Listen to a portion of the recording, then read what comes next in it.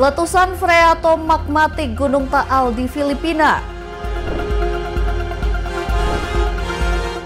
Xpeng Iron, robot humanoid dikendalikan AI atau kecerdasan buatan. Jejak Islam di negeri dingin Denmark. Halo pemirsa, selamat datang di Mata Dunia, program yang mengupas berita dan peristiwa global dari berbagai belahan dunia. Saya Ajeng Tiara akan menemani Anda berikut berita selengkapnya.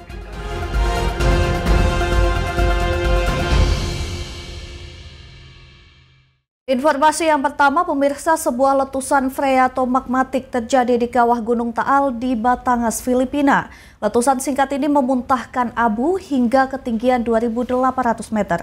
Warga diimbau menggunakan masker.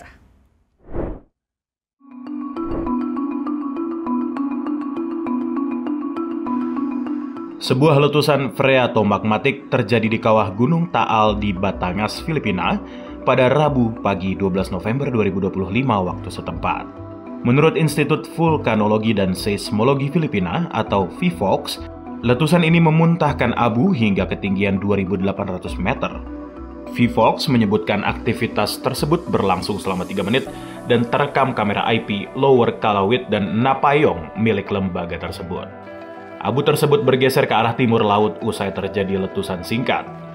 Mengutip dari Philstar lebih jauh, VVOX menjelaskan letusan freatomagmatik terjadi ketika magma berinteraksi dengan air, menyebabkan pelepasan uap, abu, dan material vulkanik terfragmentasi secara eksplosif. Status Gunung Taal berada di level waspada atau Alert Level 1. Status ini menandakan kondisi abnormal, namun belum ada tanda ancaman erupsi besar dalam waktu dekat. Pihak wisata di sekitar Danau Taal diimbau mematuhi arahan otoritas setempat demi keselamatan. Otoritas melarang aktivitas warga dan pengunjung. Penduduk di sekitar area terdampak diminta menggunakan masker dan membatasi kegiatan luar ruangan, serta mewaspadai hujan abu ringan, serta potensi penurunan kualitas udara.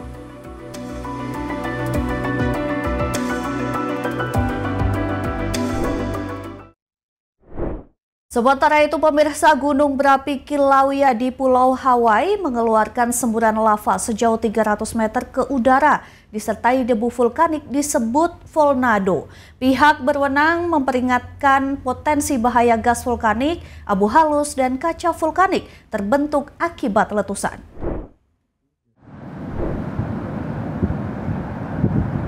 Gunung berapi Kilauea terletak di Pulau Hawaii meletus pada Minggu 9 November 2025. Semburan lava lebih dari 1.000 kaki atau sekitar 300 meter ke udara. Menurut data US Geological Survey, letusan dimulai pada Minggu siang hingga sore hari waktu setempat, menghasilkan 10 hingga 11 yard kubik lava menutupi hampir 80% dasar kawah Halemaumau. Di sini, salah satu fenomena langka menarik terbentuk volcano, pusaran udara panas terangkat bersama debu dan partikel vulkanik. Fenomena ini terjadi saat udara sangat panas dan tidak stabil naik bersama debu vulkanik menciptakan putaran seperti tornado kecil di atas kawah. Dikutip dari Hawaii News Now, US Geological Survey menyebut pancuran lava ini tidak terlihat sejak pancuran lava episodik pada tahun 1983-1986. Pihak berwenang meningkatkan kewaspadaan dan memperingatkan potensi bahaya gas vulkanik, abu halus, dan kaca vulkanik yang terbentuk akibat letusan. Selain itu menghimbau masyarakat dan wisatawan tetap tenang namun waspada. Kondisi bisa berubah cepat dan perintah evakuasi atau langkah pengamanan bisa dikeluarkan sewaktu-waktu. Informasi selanjutnya, jembatan Hongoi di Sichuan, Cina ambruk terkena tanah longsor gunung. Padahal jembatan tersebut belum setahun berdiri. Akibat kerusakan infrastruktur memutus akses utama di wilayah tersebut.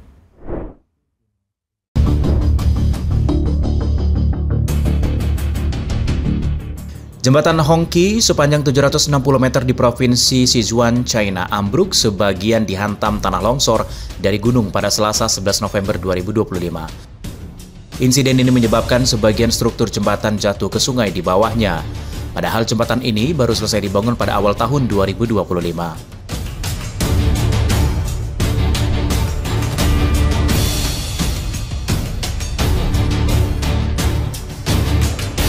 Video yang beredar di media sosial memperlihatkan momen saat longsor tanah menerjang bagian bawah jembatan. Akibatnya bentang utama jembatan roboh karena beban dan benturan yang kuat. Terlihat debu mengepul di antara perbukitan wilayah pegunungan Mairkang, Sichuan, di kawasan barat daya China. Tidak ada korban jiwa dalam peristiwa ini. Pihak berwenang menyebutkan kepolisian di Mairkang menutup lalu lintas di jalur tersebut pada Senin sore. Usai ditemukan retakan di lereng gunung serta bagian jalan di sekitar jembatan. Jembatan Hongqi merupakan bagian proyek jalan raya strategis menghubungkan provinsi Sichuan dengan dataran tinggi Tibet. Jembatan ini dibangun untuk memperkuat konektivitas antara wilayah barat daya Cina dengan jantung negara.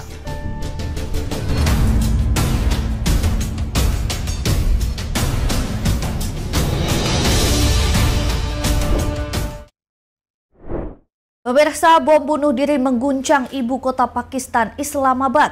Sedikitnya 12 tewas dan puluhan orang terluka dalam ledakan dahsyat terjadi di depan gedung pengadilan distrik.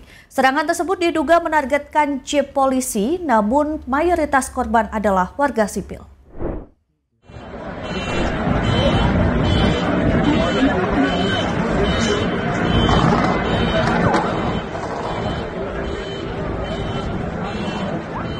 Ledakan bom bunuh diri terjadi di Islamabad, Pakistan, tepatnya pengadilan distrik G11 pada Selasa siang 11 November 2025 waktu setempat.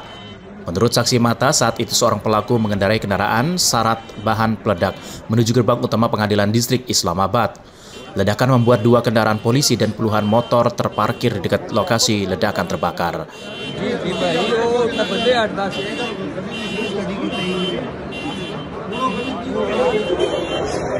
Dua polisi dalam jeep tewas di tempat, warga melintas atau berdagang di sekitar pengadilan menjadi korban. Insiden ini menelan korban luka dan tewas, sedikitnya 12 orang tewas dan 21 terluka dibawa ke rumah sakit. Perdana Menteri Shehbaz Sharif membentuk tim investigasi gabungan menyelidiki ledakan.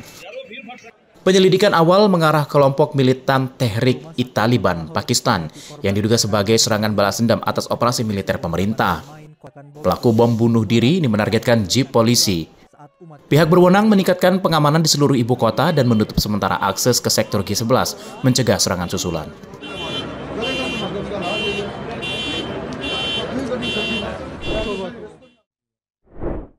Ya pemirsa, informasi berita lainnya akan kami sajikan usai jeda berikut ini. Tetaplah bersama kami.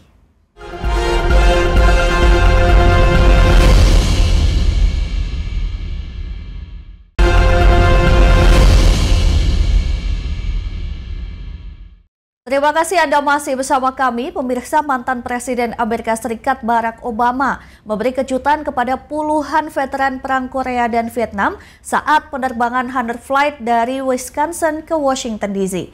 Di sini Obama memberikan ucapan terima kasih secara pribadi, menjabat tangan satu persatu dan menyerahkan challenge coin Presiden sebagai simbol penghargaan atas pengabdian mereka. To you, your family, we want to thank Honor Flight, but the sacrifices that all of you made to protect our country is something that will always be honored. And we are very grateful, and we also happen to welcome you with a 70-degree day in D.C., which doesn't always happen around here. So, appreciate you. We'll see you out here. Be safe getting off board. Captains, thank you. Thank you, Mr. President.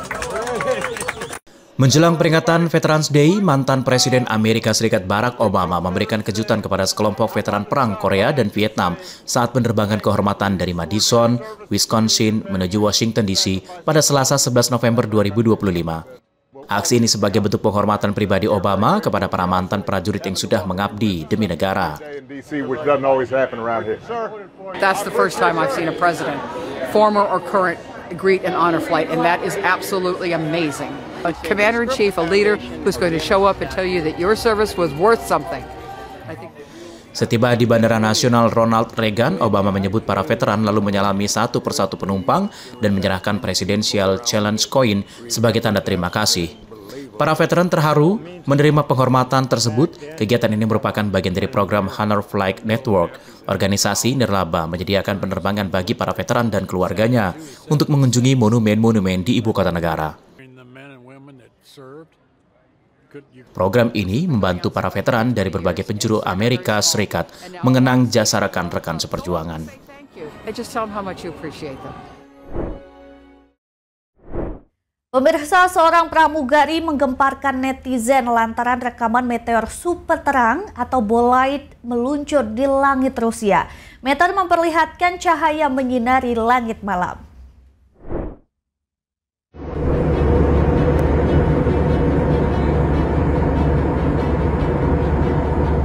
Saat bertugas, seorang pramugari secara tak sengaja merekam meteor super terang atau bolide. Yang terlihat meteor menampilkan sorot cahaya menyinari langit malam di atas wilayah Rusia. Kehadiran meteor membuat para penumpang pesawat terkejut. Bolide adalah sebutan bola api raksasa terbentuk dari meteor, meledakkan energi luar biasa saat memasuki atmosfer bumi. Ledakan bolide ini bisa dilihat ratusan kilometer menghasilkan cahaya seperti kembang api kosmik di angkasa. Fenomena ini membuka pandangan bahwa langit tidak pernah benar-benar sunyi atau tenang. Bolide memberikan momen langka bisa dinikmati mereka yang beruntung melihat ke arah yang tepat. Ya, beralih ke informasi lainnya, pemirsa, perusahaan teknologi Xpeng memperkenalkan Iron, robot humanoid generasi terbaru digerakkan sepenuhnya oleh kecerdasan buatan atau AI. Robot ini bergerak menyerupai manusia.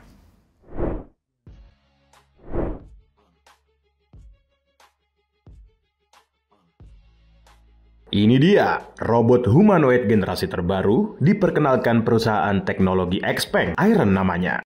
Ketua dan CEO Xpeng, He Xiaopeng, memperkenalkan robot humanoid Iron di acara AI Day 2025 pada Oktober 2025. Iron tampil dengan gerakan begitu sempurna dan ekspresi realistis menyerupai manusia. Berbeda dari robot sebelumnya, seluruh sistem pengendalian Iron dikendalikan oleh AI tanpa bantuan manusia. Robot ini tidak hanya mampu berjalan dan bergerak, tetapi juga bisa berinteraksi secara alami seperti manusia pada umumnya. Untuk komersial publik, robot ini dilengkapi fitur keselamatan aktif seperti perlindungan privasi data dan pengendalian resiko pergerakan saat berada di dekat manusia. Xpeng berencana memulai produksi skala besar pada akhir tahun 2026. Dengan kehadiran Iron, Xpeng menunjukkan arah perusahaan bukan lagi hanya mobil listrik atau teknologi mengemudi otonom. Mereka membentuk ekosistem mobilitas dan robotika memiliki fondasi AI. Kecerdasan buatan atau AI tidak hanya berupa perangkat lunak, tetapi juga hadir dalam bentuk fisik yang dapat membantu manusia dalam kehidupan sehari-hari. Xpeng membuka global bagi pengembang pihak ketiga membangun aplikasi tambahan. Ini mencakup modul perhotelan, retail, otomatisasi gudang, pendidikan, atau penggunaan di rumah di masa mendatang. Ya, pemirsa, selanjutnya ada informasi dari Broadway, New York. Setelah 25 tahun sejak pertama kali muncul di layar sebagai Draco Malfoy, aktor Tom Felton kembali mengenakan jubah Slytherin dalam pementasan Broadway Harry Potter and the Cursed Child di New York City. Kehadirannya disambut meriah. Penampilan Tom Felton diperpanjang hingga 10 Mei 2026.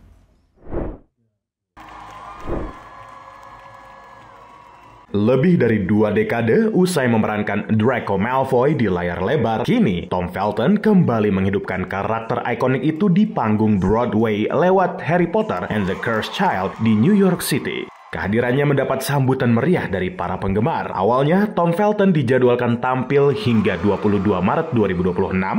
Kini, masa penampilan Felton diperpanjang sampai 10 Mei karena tingginya antusiasme penonton.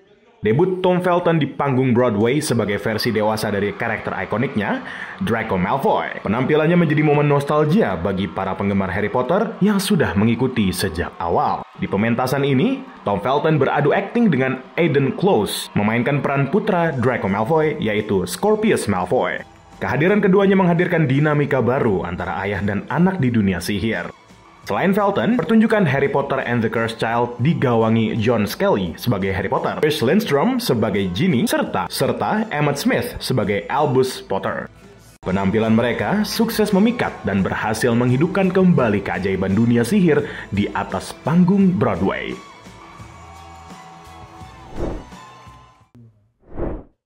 Pemirsa, kami akan kembali usai jeda dengan informasi berita lainnya. Tetap saksikan Mata Dunia.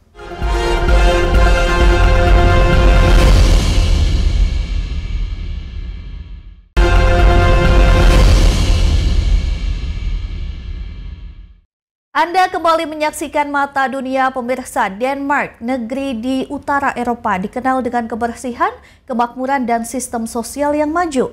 Namun di balik gemerlap kota dan kisah dongengnya, Denmark menjadi rumah bagi salah satu komunitas muslim paling dinamis di Skandinavia. Lalu bagaimana sejarah dan kehidupan Islam berkembang di negeri Viking ini? Berikut tayangannya untuk Anda.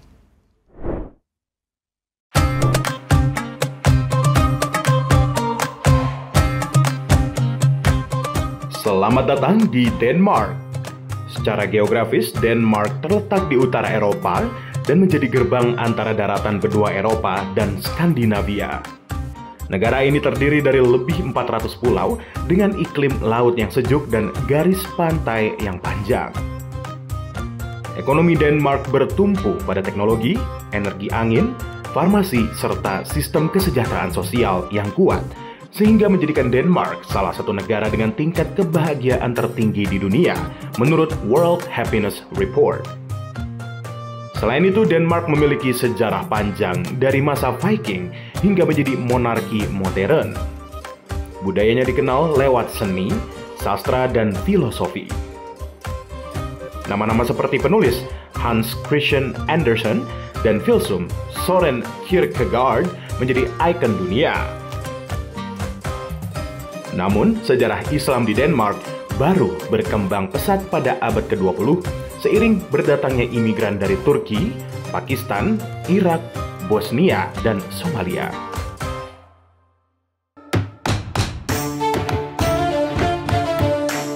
Ibu kota Copenhagen menjadi pusat dari kehidupan sosial dan budaya Islam di Denmark. Di distrik Nørrebro, suasana multikultural terasa kuat. Restoran Timur Tengah berdampingan dengan toko roti Denmark tradisional. Masjid terbesar di kota ini, Imam Ali Mosque, berdiri megah di pinggiran kota, menjadi simbol toleransi dan dialog antar agama. Sementara di tengah kota, patung The Little Mermaid dan Christiansborg Palace tetap menjadi saksi bisu sejarah Denmark modern. Patung ikonik itu bahkan pernah dijadikan simbol protes dengan dipakaikan jilbab sebagai bentuk kritik terhadap isu Islamofobia.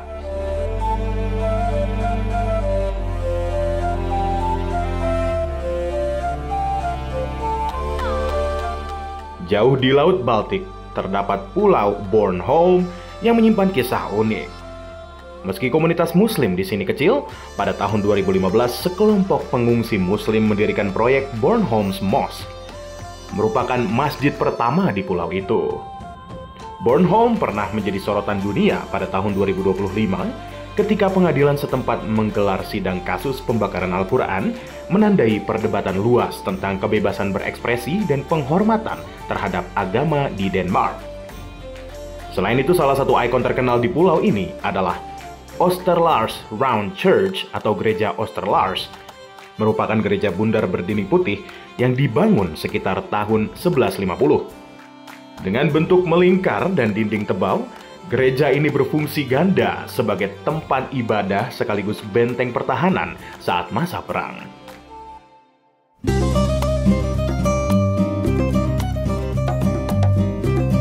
Selanjutnya, kota terbesar kedua di Denmark, Aarhus, juga memiliki komunitas muslim yang aktif.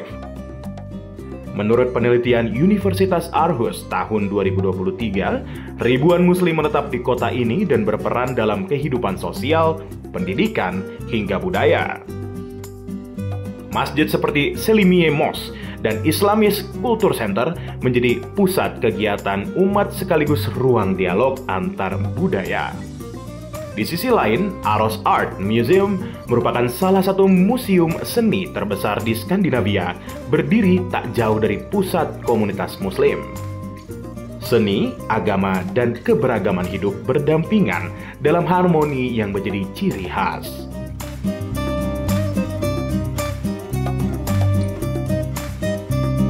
Dari Copenhagen hingga Bornholm, dari Nørrebro hingga Aarhus, Islam kini menjadi bagian dari wajah baru Denmark.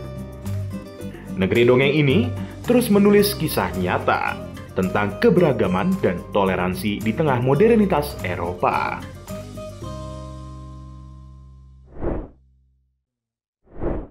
Ya pemirsa, tak hanya ada di Indonesia, permainan egrang juga digunakan suku Bana di Ethiopia. Namun egrang bukan untuk bermain, melainkan sebagai alat bertahan hidup dan simbol kedewasaan.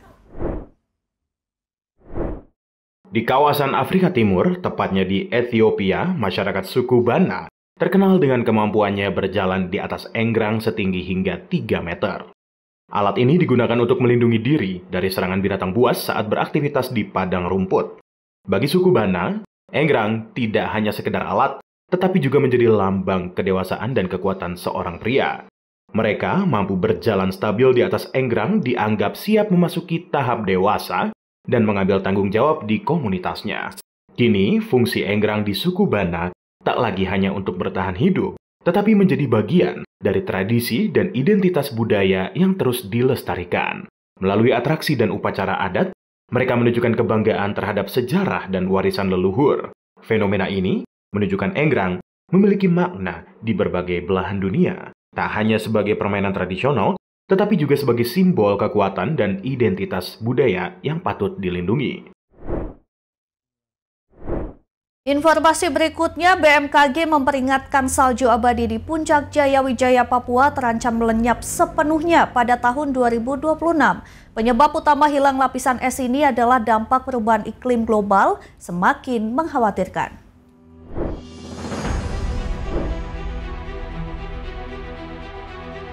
Salju abadi di Puncak Jaya Wijaya Papua terancam lenyap sepenuhnya pada tahun 2026.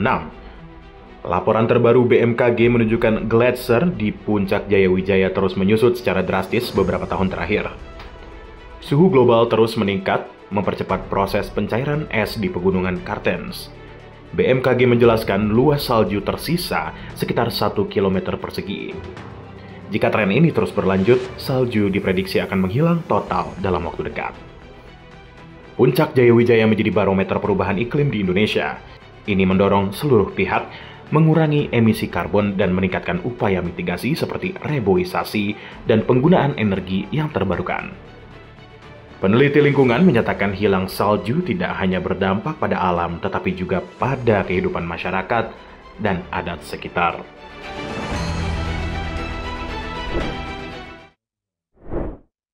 Pemirsa, seekor domba bernama Kiki di Massachusetts, Amerika Serikat bergerak menggunakan kursi roda bermotor custom. Kiki lahir dalam kondisi lumpuh dan ditinggalkan induknya.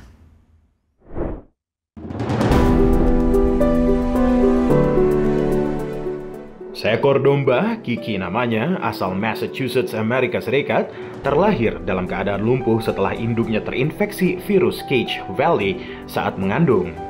Kelumpuhan membuat kedua kaki Kiki tidak berfungsi. Kiki ditinggalkan induknya, kemudian Kiki dibawa ke tempat perlindungan Don't Forget Us, PETA Sanctuary di North Dartmouth, Massachusetts, Amerika Serikat. Pihak Sanctuary mengungkap berbagai cara dicoba membantu Kiki berjalan, dari fisioterapi, terapi laser, hingga operasi tendon. Namun hasilnya belum menunjukkan perkembangan. Kegagalan ini membuat tim mencari solusi alternatif agar Kiki tetap bisa bergerak. Akhirnya tercetus ide membuat kursi roda bermotor khusus untuk Kiki. Stroller bekas dimodifikasi dengan rangka baru dan joystick kecil di bagian depan dapat dikendalikan Kiki dengan kepalanya. Alat itu kini memungkinkan Kiki bergerak bebas di sanctuary dan beraktivitas.